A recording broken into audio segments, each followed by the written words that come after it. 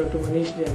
हम लोग बाहर खड़े हुए ब्रेकफास्ट के लिए निकले थे, तो उस टाइम पे we were eating that khaman dhokla है। तो सडनली बीच में खाते खाते में पापा का फ़ोन आया कि हाँ बेटा क्या चल रहा है। मैंने उनको बता दिया वाइल ईटिंग, मैंने उनको बताया भाई हाँ इमरजेंसी ड्यूटी था, अभी ब्रेकफास्ट में बाहर। उन्होंने कहा अच्छा तेरी शादी कर रहा है। तो वो जो चम्मच में ढोकला था वो फिर प्लेट में गया। मैंने शादी अभी, लेकिन उन्होंने बताया कि भाई रिश्ता ऐसे ऐसे हुआ है। तो पापा ने कहा था तो राजी होना मुझे था ही सही, और उन्होंने जब उसके बारे में बताया तो आई वाज क्वाइटली एडजस्टेड कि नहीं हाँ ओके।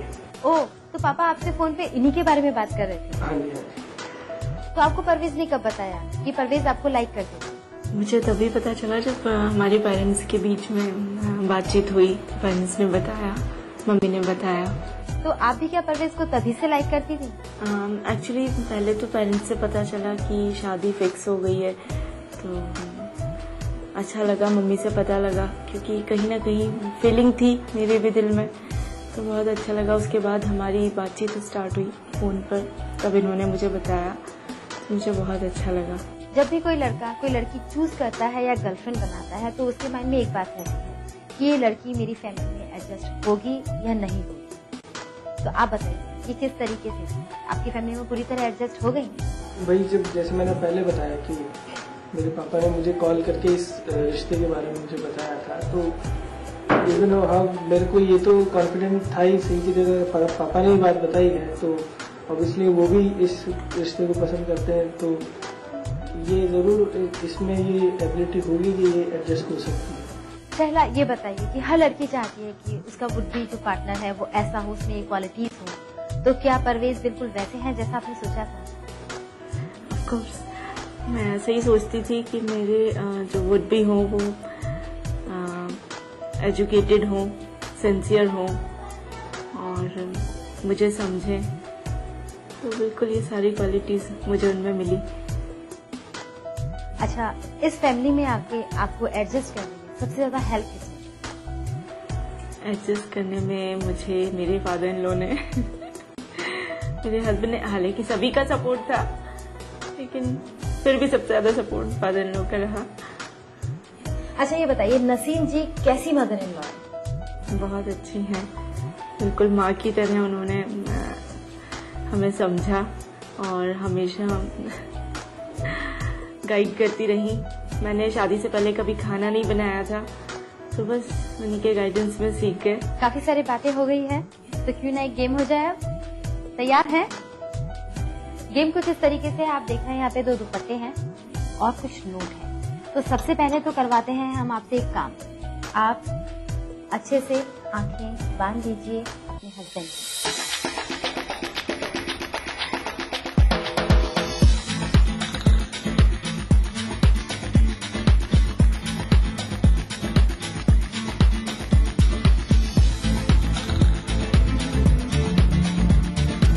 अब करना ये है, यहाँ सामने ट्रे में काफी सारे नोट हैं। मैं एक नोट आप दोनों को टच कराऊंगी, आप दोनों को सिर्फ फील करना है और जल्दी से बताना है कि ये कितने का नोट है। जो पहले बताएगा उसकी हम काउंटिंग कर लेंगे। 5 नोट मैं आपको चेक कराऊंगी, देखते हैं कौन ज्यादा सही जवाब देता है, वही विनर होगा और उसे मिलेगा ईटीवी की तरफ से गिफ्ट। रेडी हैं? ओके, ये लीजिए, दोनों एक साथ टच कीजिए, एक साथ। हाँ जी बताइए। चलिए, इन्होंने पहले बताया लेकिन गलत था, आपका सही था। सेकंड चांस, नीचे, चीटिंग नहीं।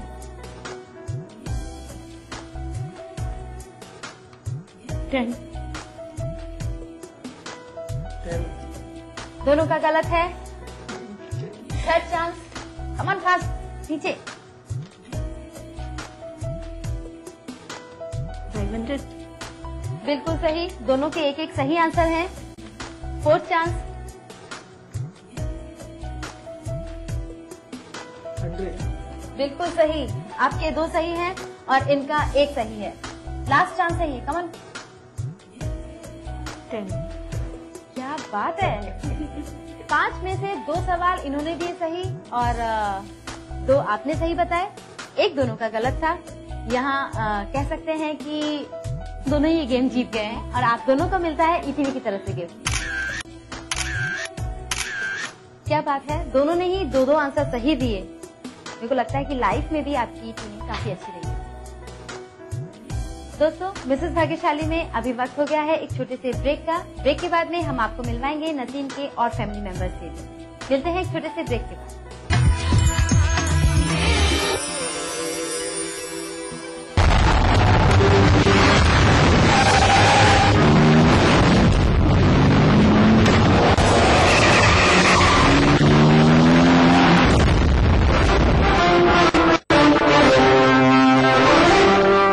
सीमेंट सस्ता नहीं, सबसे अच्छा।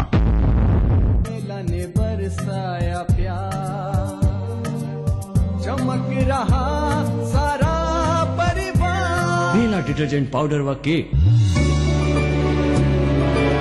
Thinking beyond, make you who you aspire to be. Jaipur National University.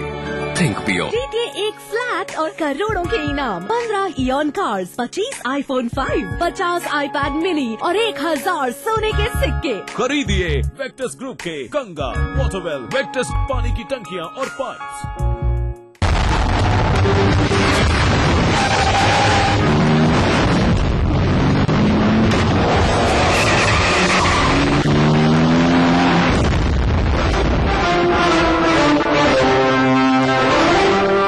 Cement सस्ता नहीं, सबसे अच्छा।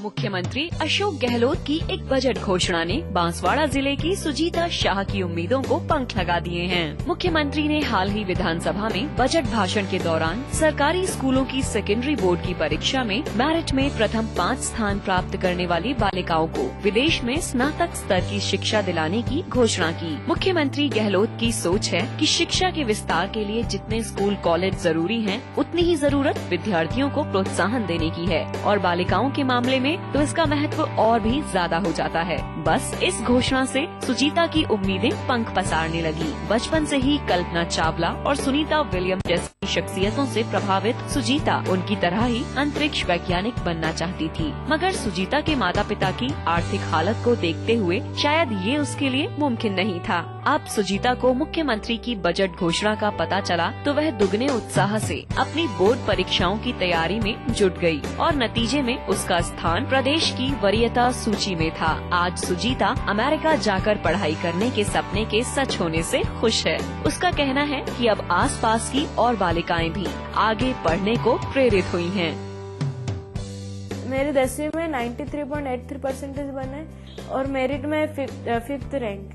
मैं अपने गांव बागीदोरा, अपने जिला बांसवाड़ा, अपने राज्य राजस्थान और अपने पूरे भारत देश का नाम रोशन कर सकती हूँ। ये मेरे लिए सबसे बड़ी खुशी की बात मेरिट में आने के बाद यही मुझे मिली। मुख्यमंत्री जी अशोक गहलोत का तहे दिल से शुक्रिया अदा करना चाहूंगी, जिन्होंने मुझे ये अपॉर्चुनिटी दी और विदेश पढ़ने का मौका दिया। भारत इतिहास के पन्नों पर शाही संस्कृति के धरोहर राजस्थान आज भी जगमगाता है रजवाड़ों की गरिमा से, जननेताओं की राजनीति से, हर एक बात की चहल पहल से, और रहता है हमेशा अपने ही रंग में, अपने ही ढंग में। म्हारो राजस्थान देखिए इस समय पर। इस न्यूज के सह प्रायोजक हैं जागो पार्टी का मिशन 2013, आरक्षण का अंत। मिराज शुद्ध ऑयल सोप। कुबेर मसाला, स्वादिष्ट जीवन चाहे हर मन।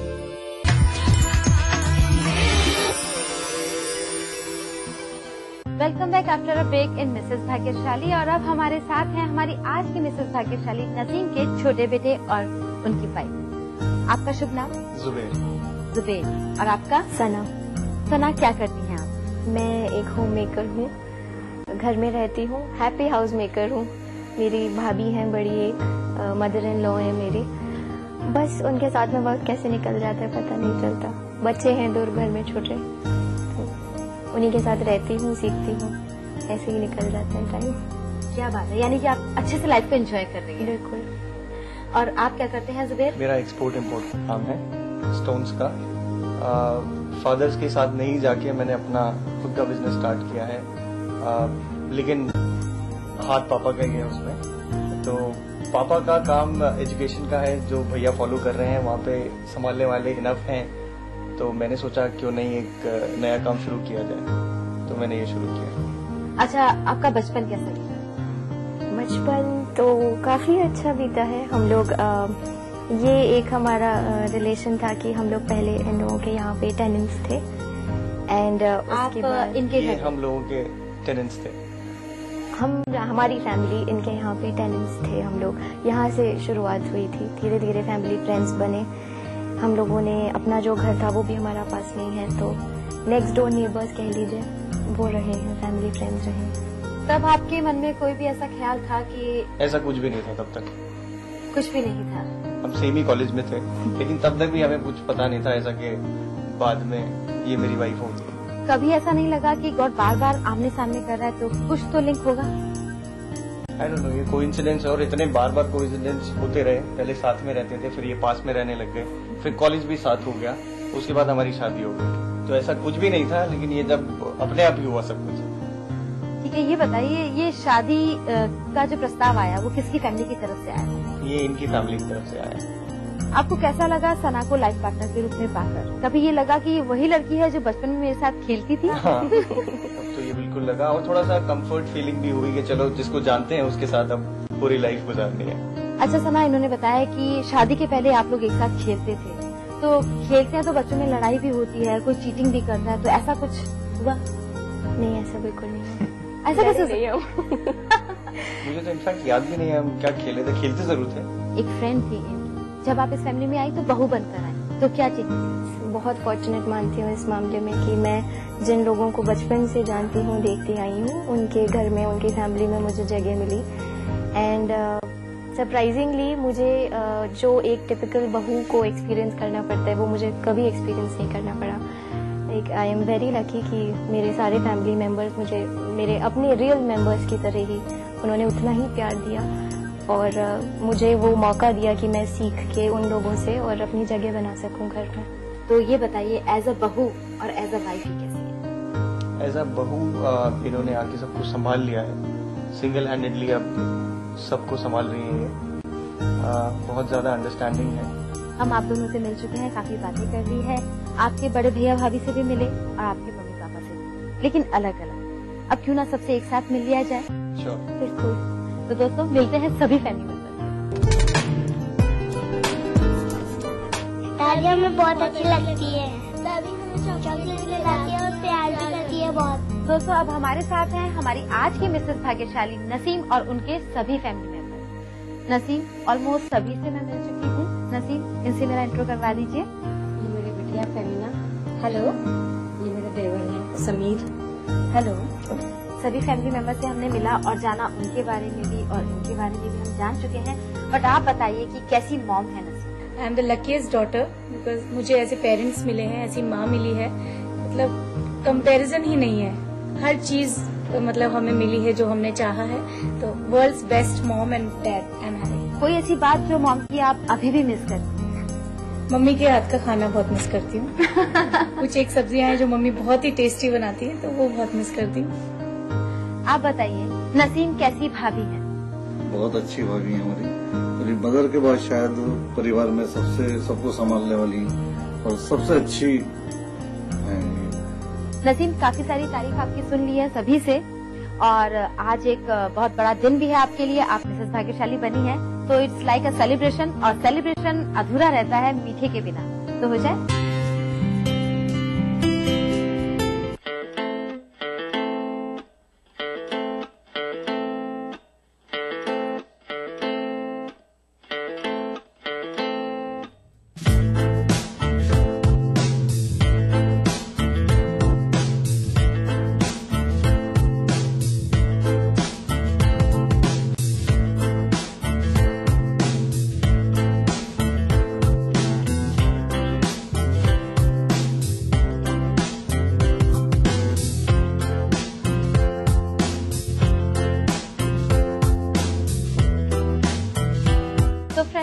ये थी हमारी आज की मिसेस भाग्यशाली। वाकई में लकी, कितना अच्छा परिवार है इनका और कितना प्यार है। क्या ऐसी ही फैमिली है आपकी भी? आप भी चाहते हैं मैं आऊँ आपके घर और आपको बनाऊँ मिसेस भाग्यशाली? तो हमें मेल कीजिए। हमारा मेल आईडी है etvmrb@gmail.com। आप हमें अपने सजेशंस भी इसके थ्रू भेज सकते हैं और आप हमें लेटर्स भी लिख सकते हैं। हमारा पता है ETV राजस्थान 5/96A भवानी सिंह लेन, भवानी सिंह रोड, सी स्कीम, जयपुर। तो दोस्तों, हमेशा की तरह ये वादा रहा आपसे कि अगले एपिसोड में मैं आपसे मिलूंगी लेकर एक नई Mrs Bhagyashali. Till then, bye bye.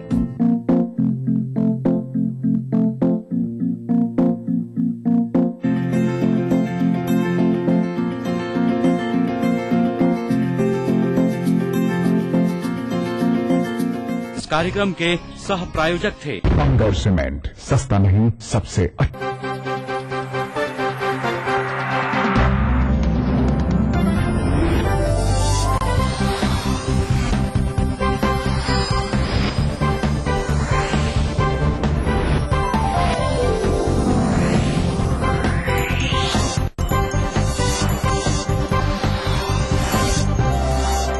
आप देख रहे हैं ETV Rajasthan.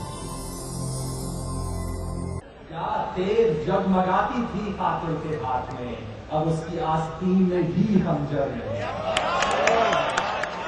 PVC global India में इस बार आप मिलेंगे 3 ऐसे परदेसी मेहमानों से जिन पर उर्दू का रंग ऐसा चढ़ा कि वो शायर हो गए।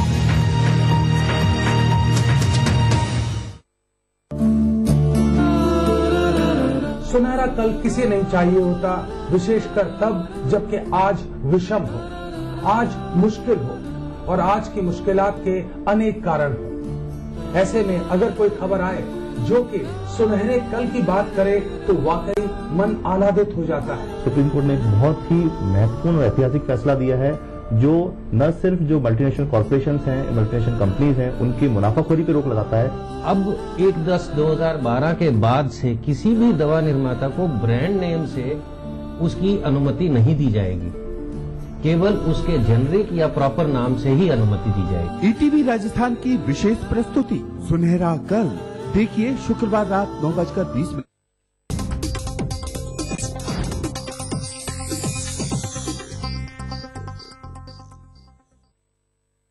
इस न्यूज के सह प्रायोजक हैं pearls infrastructure, touching hearts, building confidence. Bangar cement, सस्ता नहीं सबसे अच्छा। वेक्टस ग्रुप के गंगा, वाटरवेल, वेक्टस पानी की टंकियां और पाइप्स।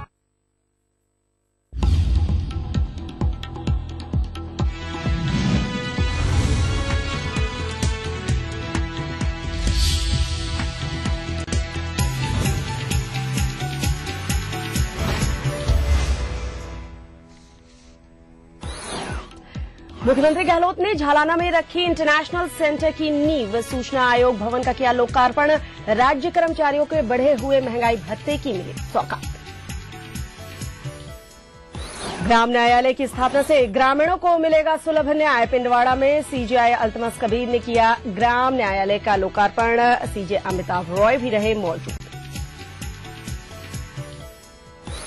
जयपुर का सोडाला में पति ने पत्नी को उतारा मौत के घाट। 2 साल के बच्चे को लेकर पति फरार तो पाली में जगत नाडी के जंगल में युवक की लाश मिलने से सनसनी।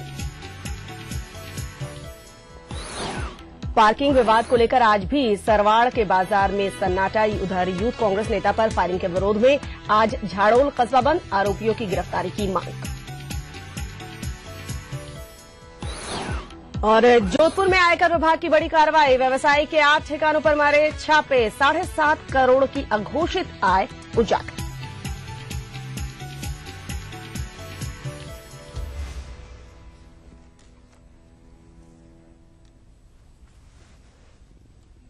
नमस्कार, महारो राजस्थान में आपका स्वागत है। मैं हूं श्वेता। मुख्यमंत्री अशोक गहलोत ने आज जयपुर में राजस्थान इंटरनेशनल सेंटर की नींव रखी और जयपुर को वर्ल्ड क्लास सिटी बनाने की दिशा में एक और सौगात दी है। इस मौके पर नगरीय विकास मंत्री शांति धारीवाल, सांसद महेश जोशी, राजस्थान फाउंडेशन के उपाध्यक्ष राजीव अरोड़ा, नगरीय विकास विभाग के ACS GS संधू और JDC कुलदीप रांका सहित JDA के अन्य अधिकारी भी मौजूद रहे।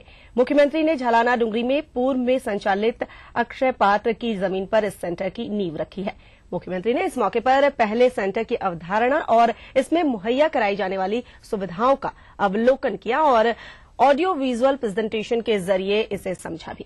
बाद में मीडिया से बातचीत में मुख्यमंत्री अशोक गहलोत ने कहा कि इस सेंटर की जयपुर में बहुत लंबे समय से जरूरत थी।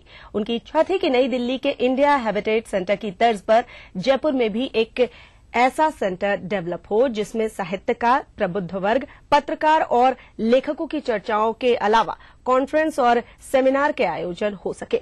राजस्थान इंटरनेशनल सेंटर 41,700 वर्ग मीटर क्षेत्र में फैला होगा, जिसे तैयार करने में 106 करोड़ रुपए खर्च होंगे।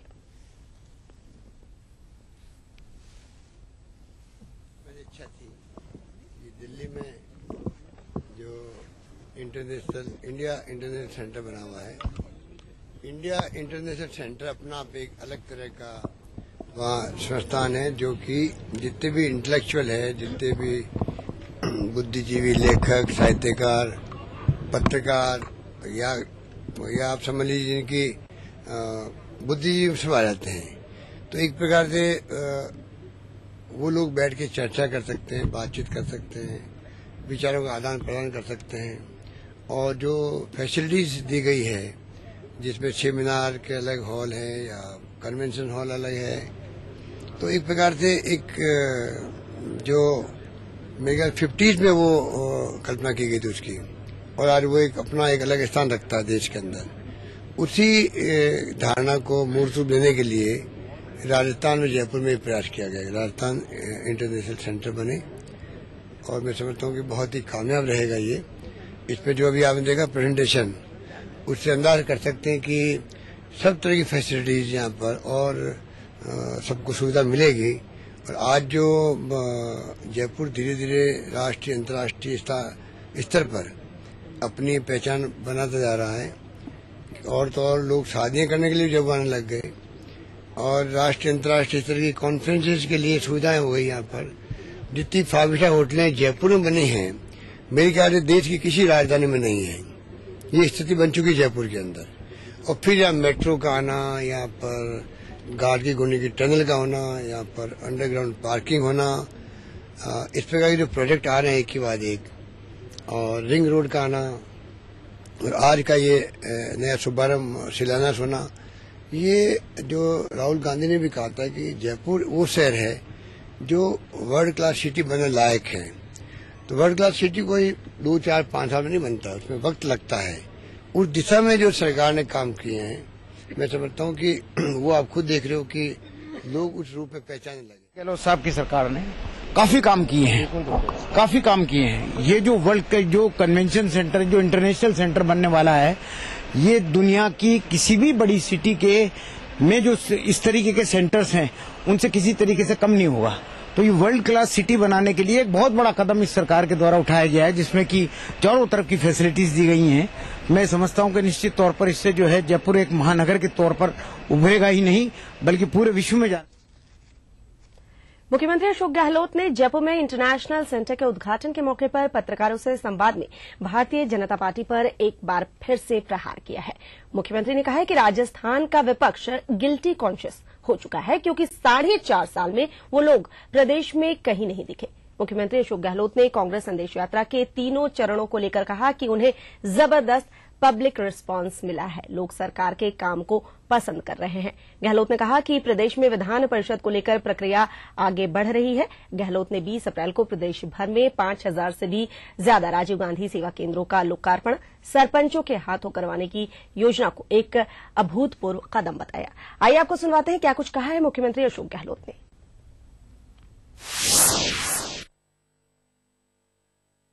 विपक्ष क्या है कि देखो, राजस्थान का विपक्ष एक प्रकार से गिल्टी कॉन्शियस है, क्योंकि 4.5 साल में वो लोग गायब रहे।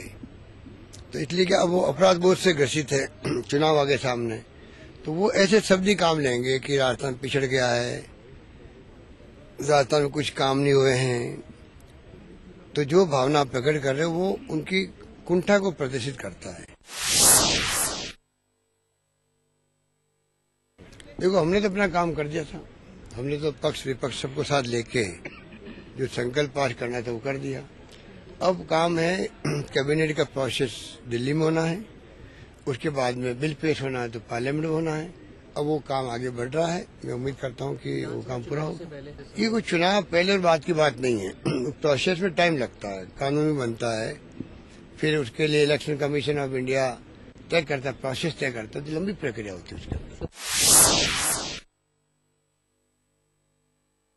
3 चरण भी बहुत शानदार हुए, 3 चरण भी बहुत ही शानदार रहे, पब्लिक का शानदार रिस्पॉन्स था, क्योंकि जो फ्लैगशिप प्रोग्राम बनाए हम लोगों ने और जो बजट में घोषणाएं की है, जिस रूप में मैं समझता हूँ पूरे मुल्क के अंदर शायद ही कोई प्रदेश होगा जहाँ पर इतनी सोशल सिक्योरिटी की स्कीम्स का आना हो, इतनी योजनाएं बनाना हो, इंफ्रास्ट्रक्चर की बात हो, पानी, बिजली, शिक्षा, स्वास्थ्य, सड़कें, सब क्षेत्रों में मैं समझता हूँ कि जो काम हुए हैं 5 साल में, 4 साल तो हो ही गए हैं, तो हमने कहा 4 साल बेमिसाल, जनता उसको उस रूप में स्वीकार कर रही है। जहाँ गरीब से गरीब आदमी का मान सम्मान भी मैं समझता हूँ कि लोकतंत्र नहीं होता तो उनका सम्मान नहीं होता। आज देश का सौभाग्य है कि महात्मा गांधी कांग्रेस ने देश को जो ये लोकतंत्र दिया है, उससे आज एक गरीब से गरीब आदमी के पैरों में हाथ लगाने पड़ते हैं, मुख्यमंत्री हो या प्रधानमंत्री हो, चाहे मंत्री हो, एमएलए हो, एमपी हो, पंच सरपंच क्यों नहीं हो। ये सबसे खूबसूरत चीज है। उस वक्त भी कांग्रेस का जो सिद्धांत है, उसकी नीति है, उसके कार्यक्रम है, जो महात्मा गांधी के जमाने के, पंडित नेहरू के जमाने के, मौलाना आजाद के जमाने से ही चले आ रहे हैं। तो हम तो हिंदू, मुस्लिम, सिख, ईसाई, जैन, फारसी जो भी हैं, उन सब के धर्म में जो आस्थाएं हैं उनका सम्मान करते हैं। वो लोग चुनाव जीतने के लिए, वो जमाना था जब ये गौ माता की हत्या बंद करो करते थे, उसको भूल गए। ये आरक्षण के विरोधी थे उस वक्त में, जब सत्ता में उसके पक्ष में हो गए। तो ये तमाम इनकी हरकतें जो है उस रूप में रही जो जनता ने, इसीलिए 55 साल के बाद में भी, इनकी उम्र भी 55-60 साल हो गई, 55 साल के बाद में भी, 60 साल के बाद में भी कुछ तो ऐसा रहा होगा कि कांग्रेस के विकल्प के रूप में आरबी उभर के नहीं आ पाए हैं। आज गठबंधन वालों अलग बात है, पर आज दक्षिण में इनको कोई जानता नहीं, खाली कर्नाटक में आए थे, वहां के मुख्यमंत्री को जेल जाना पड़ा, इनके राष्ट्रीय अध्यक्ष को जेल जाना पड़ा, नॉर्थ ईस्ट में इनकी कोई पहचान नहीं। तो आप खुद सोच सकते हो 55 साल किसे कहते हैं। अगर 55 साल ये विचारधारा के आधार पर, मैं ये बात कह रहा हूँ, बहुत सोच समझ के कह रहा हूँ, अगर विचारधारा, अगर कार्यक्रम, अगर नीति है कांग्रेस के मुकाबले के बना करके जनता के सामने पेश करते और मुकाबला करते, तो हो सकता है विकल्प बन जाते लोग। मैंने गौ माता का विभाग बना दिया, अभी 25 करोड़ रुपये हमने रखे उसके अंदर। गौशालों को हम मदद करना चाहेंगे, गायें बचनी चाहिए, चाहे 50 करोड़ लगे चाहे 100 करोड़ लगे, हमारी तैयारी उसके लिए भी है। दानदाता एक हद तक देते हैं गौशालों के लिए पैसा, चारा महंगा हो गया है। साधु संतगण आए थे, हमने उनको सम्मान दिया, हमारी बात उन्होंने सुनी और वो कन्विंस होके गए। और हम चाहते हैं कि अलग से जो डायरेक्टर बना है उसके माध्यम से जो उनकी समस्याएं हैं हम दूर करेंगे। 85 में आप लोग याद करो, जब शताब्दी समारोह था कांग्रेस का, तब राजीव गांधी प्रधानमंत्री बने ही थे। उन्होंने कहा था पावर ब्रोकर समाप्त होने चाहिए देश से, सत्ता के दलालों का अंत हो, और हम अंत करके रहेंगे।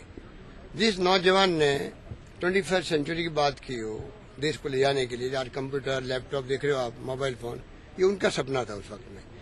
जिस नौजवान ने कहा हो सत्ता के दलाल समाप्त होने चाहिए, कोई बिचौले नहीं होने चाहिए, उसी व्यक्ति को बोफोर्स के अंदर फंसाने का इन्होंने षड्यंत्र किया।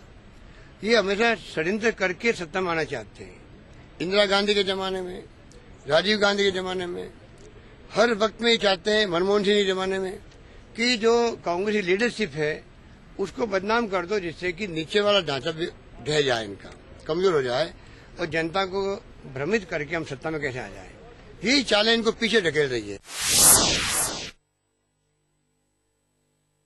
हमारे भारतीय जनता पार्टी वाले लोग जो यात्रा निकाल रहे हैं वो खाली जुमले बोल रहे हैं कि राजस्थान पिछड़ गया, बस उनके जाते पिछड़ गया। तो अगर वो उनके जाते कुछ काम होता है वो जाते ही क्यों फिर? तो इसलिए क्या है कि वो ऐसे जुमले बोलते बोलते हम टाइम पास कर रहे हैं, कहने को कुछ है नहीं। तो वो कहते हैं कि राजस्थान का इतिहास का भ्रष्ट मुख्यमंत्री आ गया राजस्थान का। तो हम इन जुमलों में सुन रहे हैं। तो कैलाश मेघवाल ने क्या दिया, सबसे झूठा मुख्यमंत्री राजस्थान का है। अब आप फैसला करो कि भाई वसुंधरा राजे जी कहे, कैलाश मेघवाल जी कहे, ये तो आपसे हमने